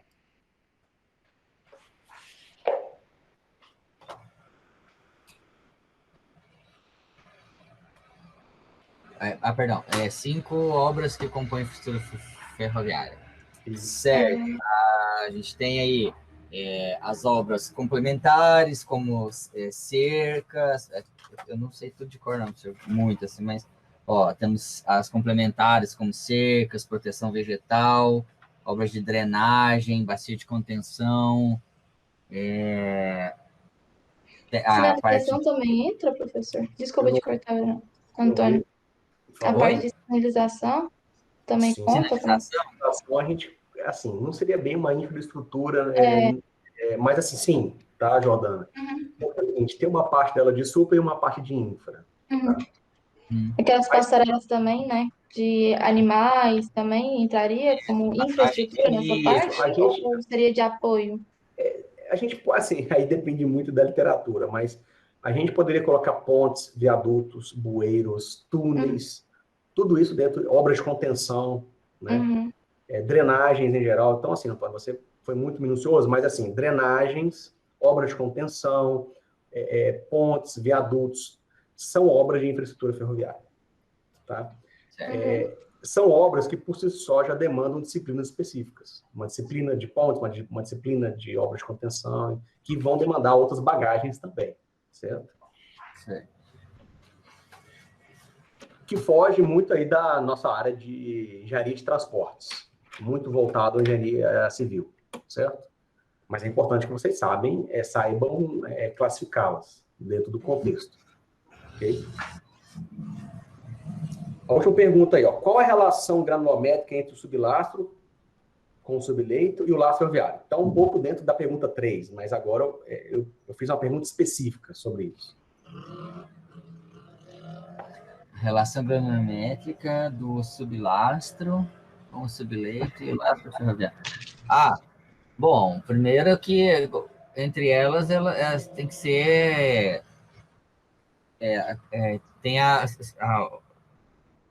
tem que ter uma transição, né? Perdão, Juliana, pode falar. Seria para ajudar na drenagem, né? Que aí a granulometria ela ajuda a aumentar a drenagem, né? Seria nesse sentido, que aí entraria mais, como que eu vou dizer? Mais porosidade, se eu não me engano, se é o termo mesmo. Vamos lá, para ajudar nessa parte, né? Mais ou menos. Está com relação também à distribuição das tensões. Você precisa de uma das granulometrias assim, próximas, né? Que elas tenham... como que eu vou explicar isso? Para que o senhor consiga dissipar as tensões vinda do lastro também, né? Está correlacionado a isso. Sim, perfeito. Jordana, só um detalhe. Vou te fazer uma pergunta. Você quer que a água que percola no lastro, o lastro está acima do sublastro, né? Você quer que essa água entre no subleito ou que ela não entre no subleito?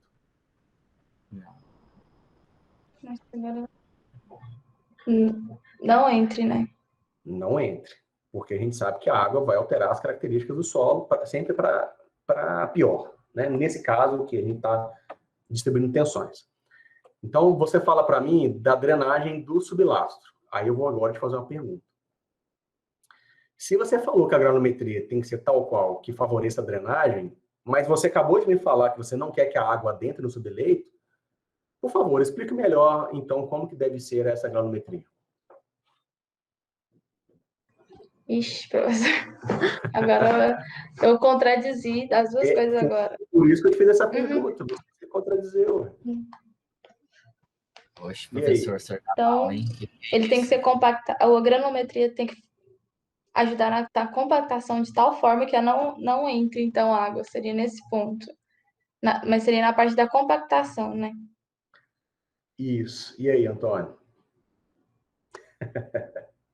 Eu tô gostando desse formato. Eu tô gostando desse formato de... Ué, vocês deveriam estar me dando aula. Vocês já estudaram? Não, professor, imagina.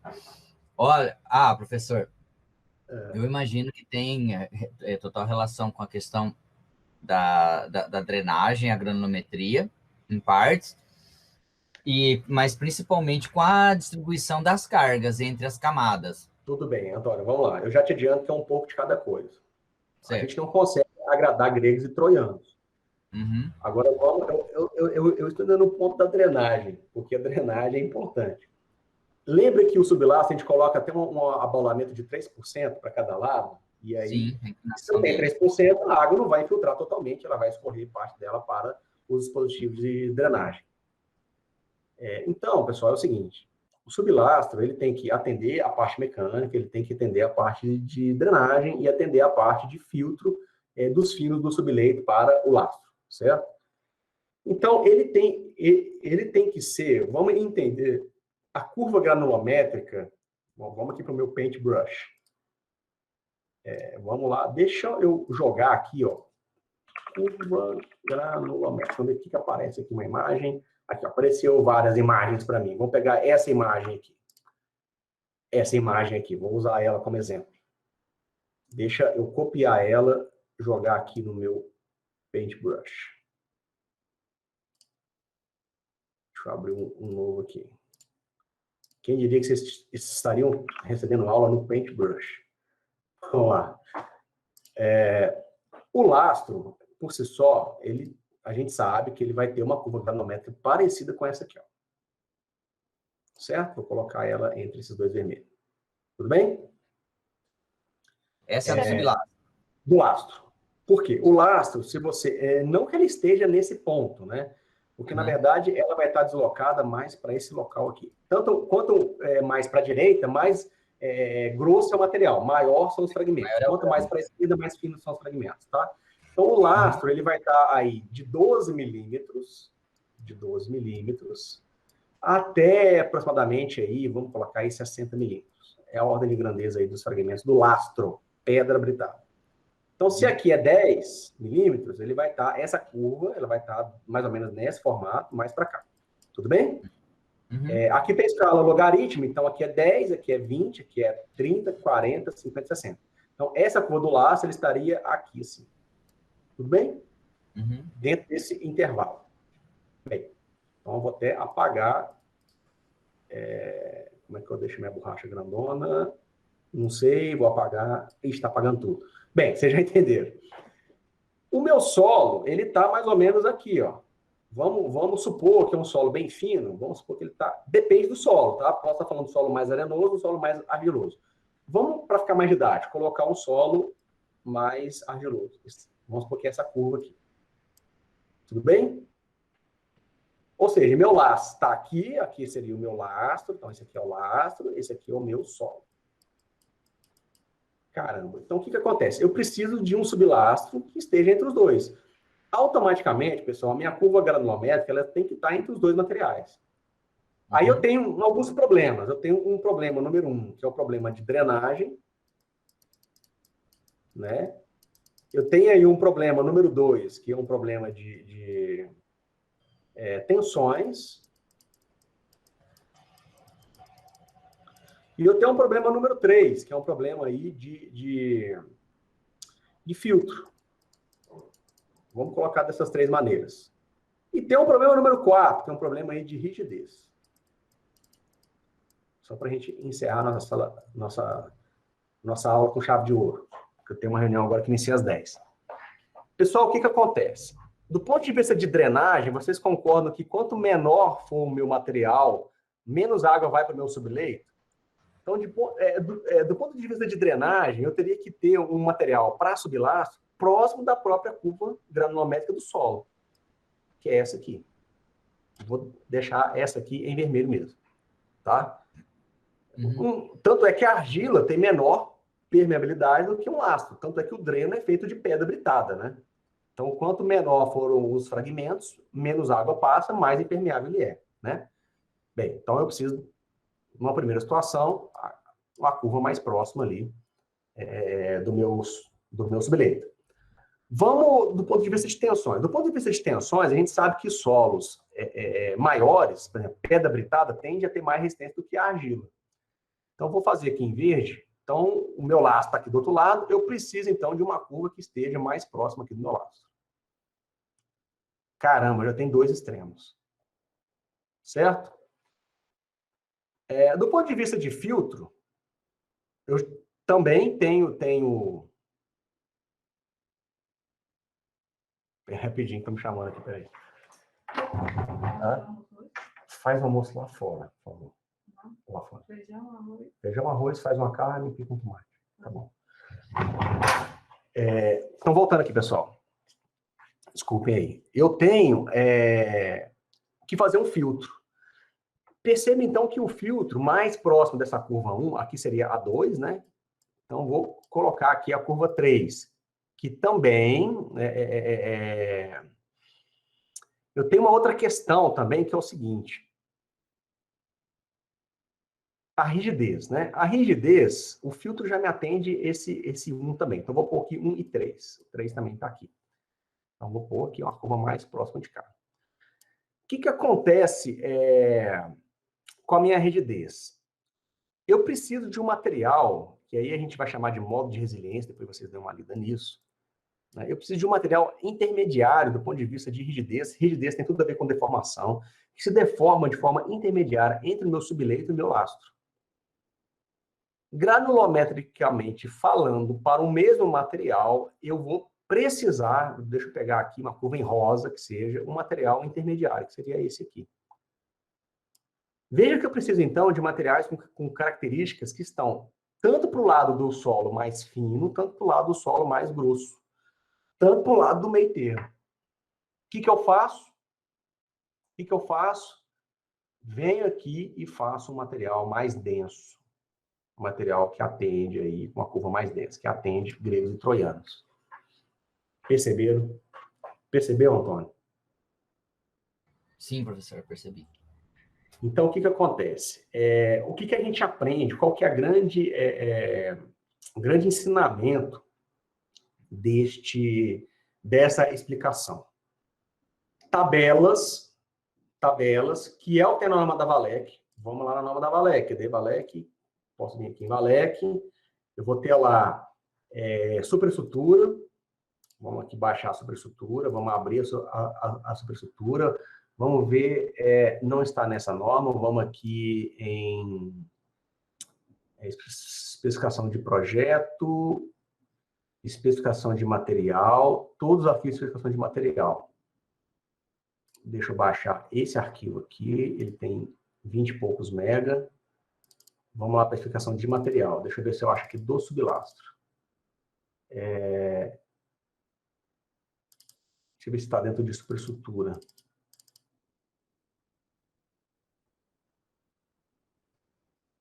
Veja que na Valec sublastro está dentro de infraestrutura, né? Bem,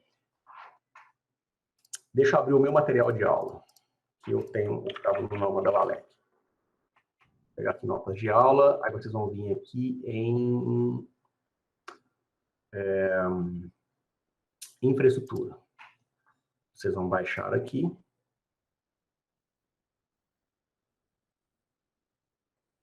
Está baixando. Eu vou mostrar uma tabela que está dentro de uma das normas da Valec. Teria que achar lá, tá?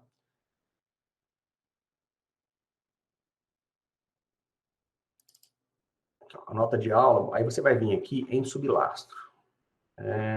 Subleito. Mas não está aqui, não? Eu coloquei isso dentro de superestrutura, será?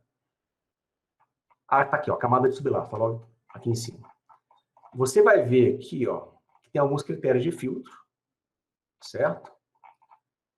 Olha como que está o sublastro. Isso aqui é como deveria ser. Você tem um lastro, você tem o seu subleito. Veja que a curva do sublastro é uma curva mais densa, é uma curva que tem tanto materiais maiores quanto materiais mais finos. E essa curva, ela assim, a granulometria dessa curva, ela é concebida na obra, conforme a região.